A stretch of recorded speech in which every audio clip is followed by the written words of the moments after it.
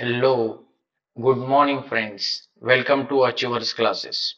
Today we are going to see Standard Ninth Geography, Chapter number 3, Exogenetic Processes, Part 1. Okay, याच्या अगोदरच्या chapter मध्ये म्हणजेच chapter 2 मध्ये आपण एंडोजेनिक मुवमेंट्स बघितल्या होत्या. Okay, due to the earthquake, त्याच्यानंतर व्होल्कॅनिक इरप्शन्स, याच्यामुळे काय होतं की वेगवेगळ्या प्रकारचे भूभाग तयार होतात. आपण बघितलं होतं गेल्या चॅप्टर मध्ये कॉन्टिनेंट्स तयार होतात, माउंटन्स तयार होतात, व्हॅलीज तयार होतात. या सगळ्या गोष्टी आपण लास्ट चॅप्टर मध्ये शिकलो होतो. That is nothing but the endogenic movement मध्ये. एंडोजेनिक मुवमेंट म्हणजे काय की अंतर्गत पृथ्वीच्या अंतर्गत भागामध्ये ज्या हालचाली होतात त्याच्यामुळे कोणकोणत्या प्रकारचे भूभाग तयार होतात. Okay, now in this chapter, that is nothing but the chapter number 3, exogenetic processes part 1 आपल्याला बघायचे आहेत. मराठीमध्ये बाह्य प्रक्रिया भाग 1. ओके, काय आपण गेल्या चॅप्टर मध्ये काय शिकलोय त्याचं एक क्विक लुक घेऊया. ओके, बघा, इंटरनल मुवमेंट्स ज्या होतात आतमध्ये, आपण बघितलं होतं की अर्थचा जर भाग आपण कन्सिडर केला तर लाईक दिस अर्थ आहे, अर्थचा सगळ्यात सुप्रीम मोस्ट भाग आहे. अप्पर मोस्ट पार्ट जो आहे त्या अप्पर मोस्ट पार्टला आपण काय म्हणतो, क्रस्ट असं म्हणतो. ओके, याच्या खालचा जो भाग आहे याला आपण म्हणतो मॅन्टल. ओके, आणि त्याच्या खालचा जो भाग आहे याला आपण काय म्हणतो, कोवर. ओके, कोवरलाच आपण मराठीमध्ये काय म्हणतो, गाभा असं म्हणतो. ओके, हे आपण शिकलेलो आहे. ओके, क्रस्ट म्हणजे भूकवच. ओके, हे याला आपण प्रावरण म्हणतो. ओके, हे आपण शिकलेलो आहे ऑलरेडी. आणि प्रावरणामध्ये ऑलमोस्ट आपला काय भरून पडलेला असतो, मॅग्मा, लावा भरून पडलेला असतो, हे आपण शिकलेलो होतो. आणि हा मॅग्मा काय होतो, पृथ्वीच्या अंतर्गत भागावर येण्याचा प्रयत्न करतो. आणि त्याच्यामुळे काय होतं की हा जो अप्पर मोस्ट लेअर आहे या वरच्या लेअर मध्ये काय होत असतात, हालचाली होत असतात. आणि या हालचाली झाल्यामुळे या प्रेशर कंडिशनमुळे काय होतं की प्रायमरी किंवा सेकंडरी लँडफॉर्म्स तयार होतात. कोणकोणते तरी प्रायमरी लँडफॉर्म कोणते आहेत, फॉर एक्झाम्पल बघा, कॉन्टिनेंट आहेत. ओके, आपण बघितलेले कोणकोणत्या प्रकारचे भूभाग तयार होतात, तर फर्स्ट ऑफ ऑल कॉन्टिनेंट तयार होतात. येस ऑर नो, आपण बघितले कॉन्टिनेंट बघितलेला आहे. त्याच्यानंतर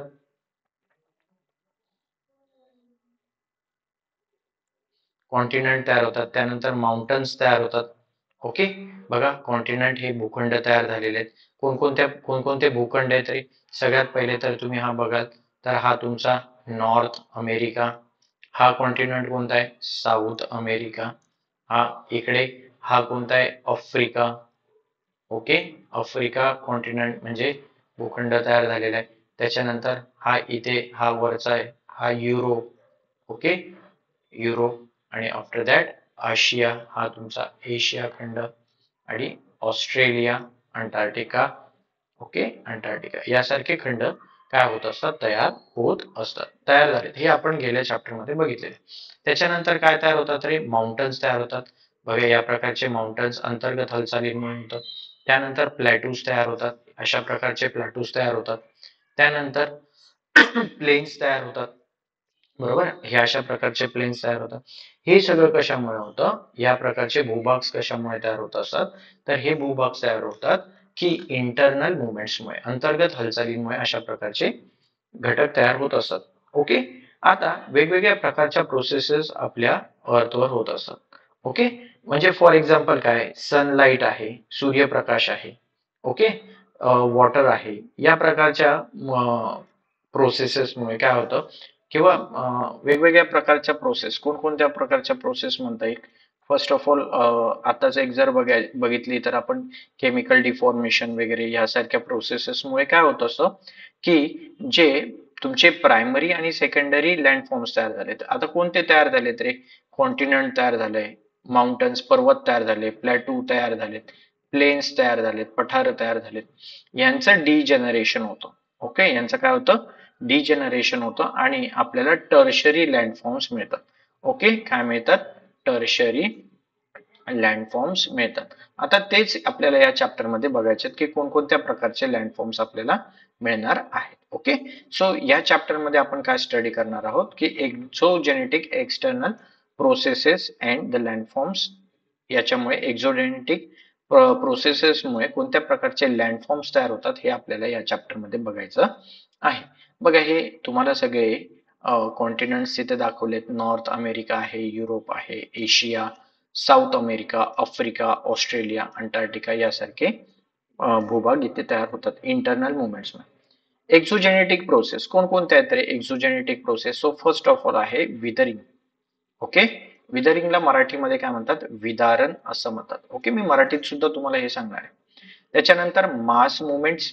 ओके, मास मुवमेंट्स म्हणजे तीव्र हालचाली बघायच्या, त्याच्यामुळे कोणकोणत्या प्रकारचे लँडफॉर्म्स तयार होणार आहेत. इरोजन हे आपल्याला नेक्स्ट चॅप्टर मध्ये शिकायचं आहे, आणि डिपोजिशन हे सुद्धा आपल्याला नेक्स्ट चॅप्टर मध्ये म्हणजे पार्ट 2 मध्ये आपल्याला हे बघायचंय. सो आजच्या चॅप्टर मध्ये जनरली आपण काय बघणार आहोत? आपण बघणार आहोत एक विदरिंग, आणि सेकंड वन बघणार आहोत मास मुवमेंट्स. ओके, विदरिंगचे फर्दरली 3 टाइप्स पडतात, 3 प्रकार पडतात. त्यातला पहिला प्रकार आहे तो म्हणजे फिजिकल विदरिंग, सेकंड आहे that is nothing but the chemical withering, and third one आहे बायोलॉजिकल विदरिंग. आपल्याला सगळं वन बाय वन आपल्याला बघायचंय, डिटेलमध्ये आपण हे बघणार आहोत. ओके, हे फक्त एक स्ट्रक्चर आहे, एक फ्लो चार्ट तुम्हाला या ठिकाणी मी दाखवलाय की एवढं आपल्याला या लेक्चर मध्ये शिकायचंय. मास मुवमेंट्स मध्ये काय बघायचंय? स्लो मास मुवमेंट्स आणि रॅपिड मास मुवमेंट्स आपल्याला बघायचे. ओके, आणि याच्यामुळे कोणकोणत्या प्रकारचे लँडफॉर्म्स तयार होतात हे देखील आपल्याला बघायचं आहे. ओके, बघा आता एक्सटर्नल प्रोसेसेसमुळे काय होतं, ज्या आता बघितल्या आपण, आता काय बघितलं? विदरिंग बघितलं, मास मुवमेंट्स बघितले, ह्या काय तुमच्या एक्सटर्नल प्रोसेस आहेत. या प्रोसेसेस कशामुळे होतात? की अर्थच्या सरफेसवर काही फोर्सेस ऍक्ट करतात. ओके, काहीतरी बल प्रयुक्त केलं जातं, काहीतरी फोर्सेस जे आहेत हे आपल्या अर्थच्या, पृथ्वीच्या पृष्ठभागावर काय करत असतात? नेहमी काम करत असतात. उदाहरणार्थ काय?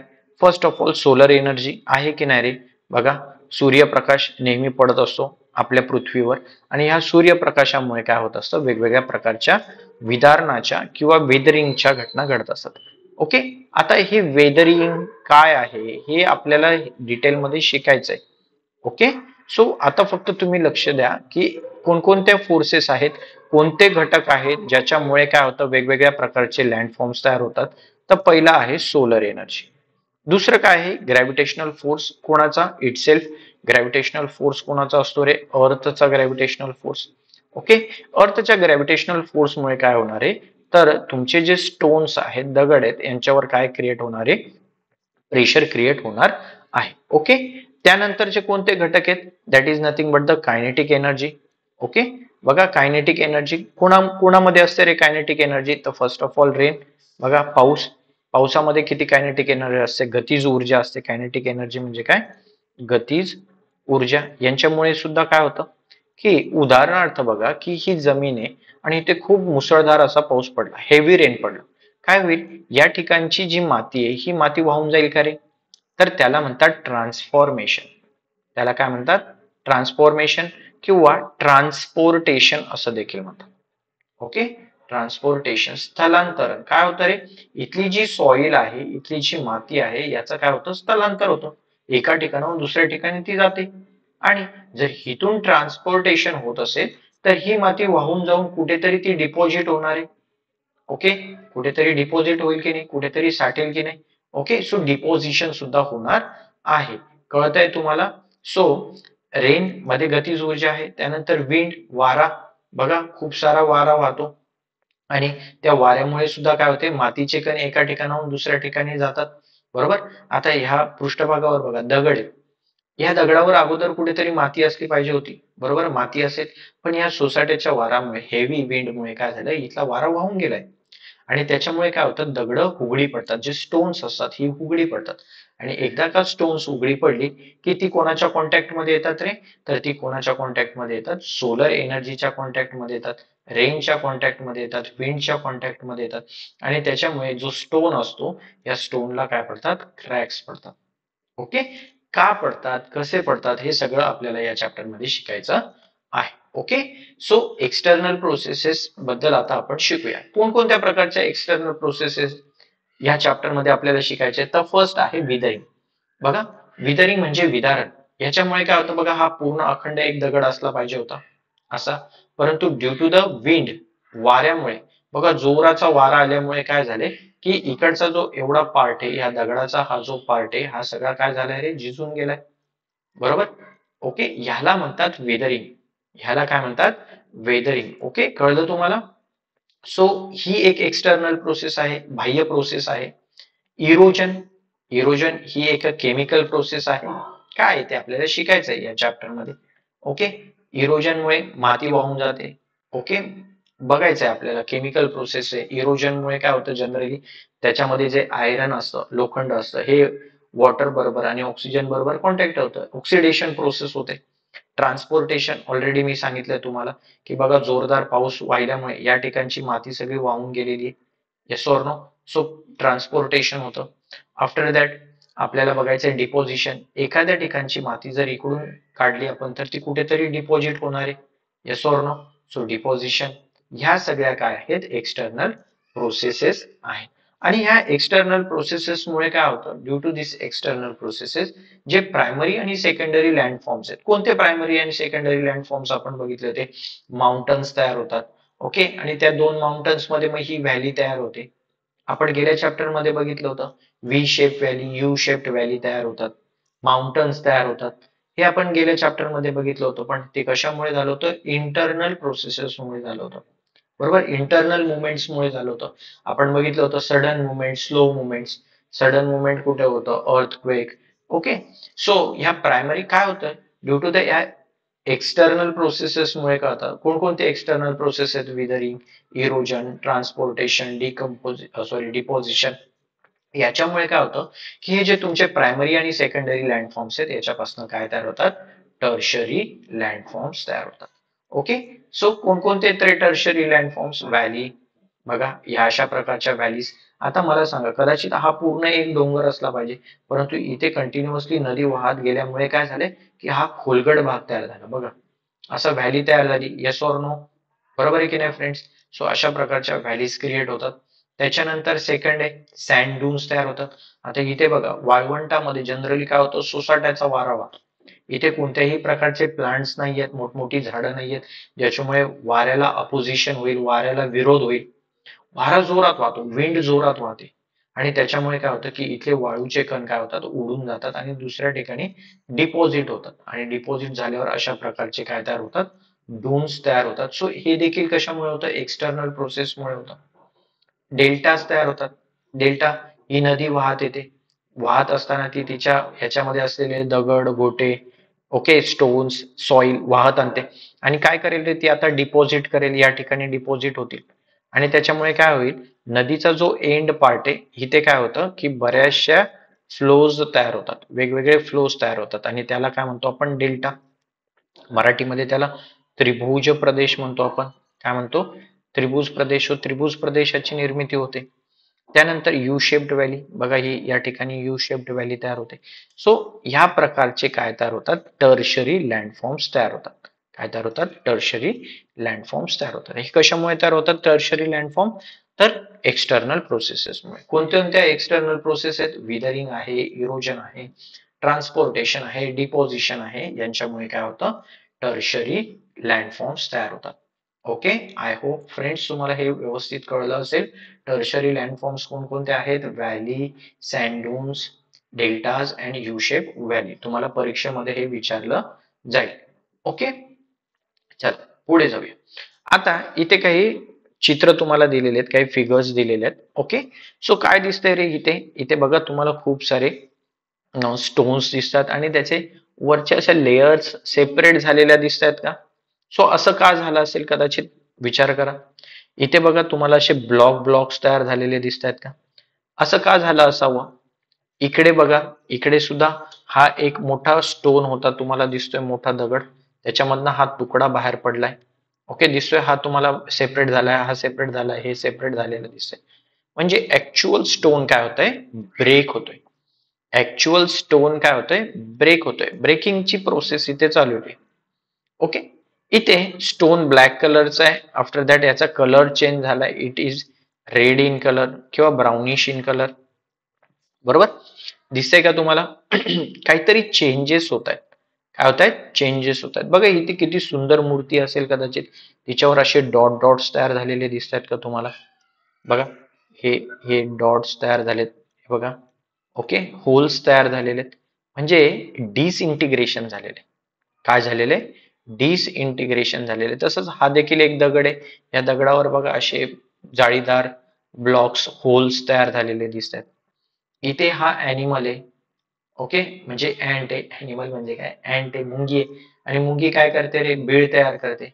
आता बीळ तयार करत असताना इथे खड्डा करेल, इथली माती कुठेतरी टाकेल. याप्रमाणे आणखी कोण आहे तरी? रॅट आहे, रॅबिट आहे. रॅट म्हणजे कोण? उंदीर. रॅबिट म्हणजे ससा. हे देखील अशा प्रकारचे काय करतात? माती बाहेर काढून होल्स तयार करतात. ओके, आपल्याला बघायचंय की हे काय आहे, हे काय करतात. ओके, त्यानंतर बघा हा एक कम्प्लीट स्टोन दिसतोय तुम्हाला. आता या स्टोन मध्ये मध्येच कुठेतरी हे काय तयार झाले? झाड तयार झाले. आणि या झाडांच्या या मुळ्यांमुळे काय झालं की हा जो एक पूर्ण दगड होता, this complete stone is divided into two parts. Part number 1 आणि हा तुम्हाला दिसतोय पार्ट नंबर 2. ओके, सो ह्याच्यावरनं जर तुमच्या काही लक्षात येतंय का मित्रांनो, तर बघा याच्यामध्ये काय होतंय की तुमच्या दगडाचा पार्ट सेपरेट होतोय, म्हणजे तुमचे जे स्टोन्स आहेत हे ब्रेक होत आहेत. ओके, परंतु हे ब्रेक कोणत्या तरी वेगळ्या घटकांमुळे होत आहेत. म्हणून ह्याचे हे सगळे टाईप कशाचे आहेत? विदरिंगचे. हे कशाचे टाईप आहेत? सगळे विदरिंगचे आहेत. मग विदरिंग म्हणजे काय? ओके, विदरिंगचा अर्थ काय होतो मराठीमध्ये? विदारण. ओके, याचा अर्थ काय की जे तुमचे रॉक्स आहेत, तुमचे जे स्टोन्स आहेत, यांचं काय होणं? ब्रेकिंग किंवा ते स्टोन वीक होणं. ओके, वीक होणं. ब्रेकिंग और weakening of Roxx is a natural. हा तर नॅचरल फिनॉमिनॉन आहे. ओके, यालाच आपण काय म्हणतो? विदरिंग असं म्हणतो. यालाच आपण काय म्हणतो? विदरिंग किंवा विदारण असं म्हणतो. की तुमचे जे मोठमोठे खडक आहेत, हे खडक नाजूक होणे, वीक होणे, कमकुवत होणे आणि त्याचे 2 किंवा 3 दगडांमध्ये त्याचे तुकडे होणे, ह्याला आपण काय म्हणतो? विदरिंग असं म्हणतो. ओके, सो हे जे आपण चित्र आपण बघितलंय, या चित्रावरनं काय लक्षात येतं की विदरिंगचे किती टाइप्स असले पाहिजे? विदरिंगचे 3 टाइप्स असले पाहिजे. ओके, किती टाइप्स असले पाहिजे? 3. पहिले, that is nothing but the, बघूया, मेकॅनिकल और फिजिकल विदरिंग. त्याला मराठीमध्ये म्हणतात कायिक विदारण. काय रे मेकॅनिकल? ओके, आपण डिटेल मध्ये बघणार आहोत मेकॅनिकल और फिजिकल विदरिंग काय आहे. Okay, so mechanical withering is dominant in arid climate. Okay, कोण आहे?